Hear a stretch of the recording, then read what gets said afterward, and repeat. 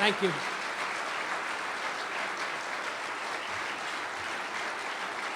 Thank you.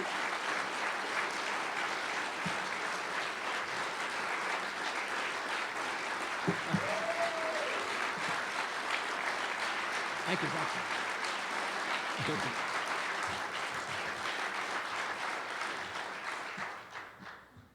I think that I was told that if I could take a few questions. Yes, sir, about 15 minutes.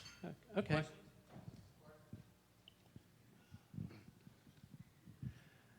This is not necessarily for you, Congressman Paul. How many of you folks want Congressman Paul to be elected president?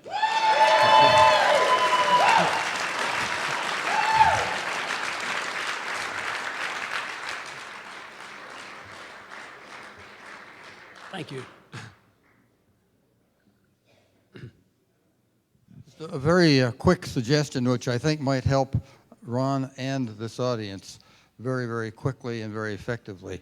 Carry in your pocket, folks, an American Silver Eagle. And every chance that you get, pull it out and say, hey, have you seen any real money lately? And there's a real conversation opener for you, and you can then say, this is your ticket to independence and freedom, and it's sure as heck a good way to elect Ron Paul at the same time. So carry the American Eagle, one ounce coin, only cost you 13 bucks. A little more, not much. It'll work, folks. I'll take the silver dollar, too. No, you won't. Dr. Paul, what do you think it'll take to get enough delegates at the Republican nominating convention next year? What do you think it'll take to get enough of those people to nominate you president? I'm sorry, would you paraphrase that again for me? Well, how do you go about? How do you get them? What do you think it'll take to get enough delegates to vote you the nomination?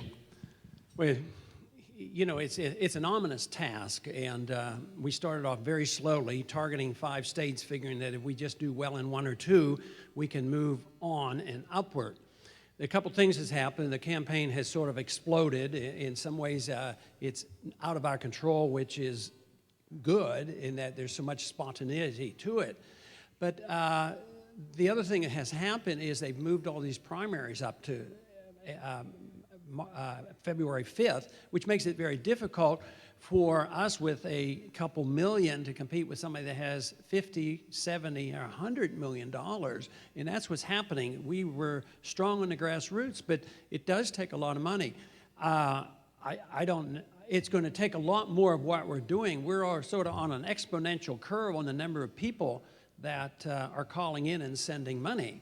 But it probably depends on Giuliani. Depends on how he does this week. Maybe he'll help me out again.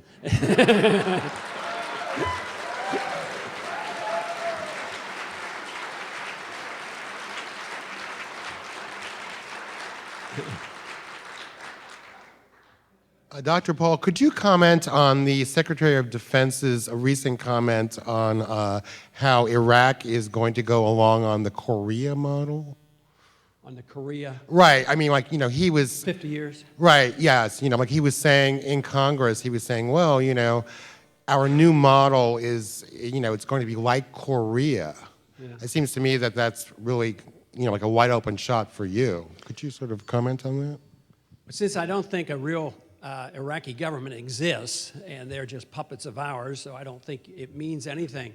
I think the people, the Sarder and these others realize, and most of the Sunnis as well as the Kurds know that we're going to be there a long time at the rate we're going unless we have a new foreign policy. They assume that you know, we're building permanent bases there, and that we have an embassy bigger than the Vatican, 100 acres or so. I mean, it's huge, and it's not going to change. And then our administration tells us, well, if they vote in the assembly to have us go, we'll leave. You know, who believes that? They're not going to allow them to make the vote, and then we're not going to leave anyway. You know, the whole foolishness of this whole thing, that's why non-intervention is much easier to defend. Just leave, you know, instead of this tinkering around, should we be in this country but not the other one? You know, even Wolfowitz admitted, you know, we dug up that quote on Wolfowitz that said that one of the main reasons why it's great to be in Iraq and have bases there is now we can leave Saudi Arabia, because that was the reason Osama bin Laden hated us, because we were in Saudi Arabia. I mean, he said this seriously, as if taking over two Muslim countries, Afghanistan and Iraq, and occupying them is going to satisfy the Muslims of the world, and we close down one base in Saudi Arabia? I mean, it makes no sense, but he actually said that seriously. So, no, I think the 50-year plan is there, except that we can't afford it. The empire's coming to an end.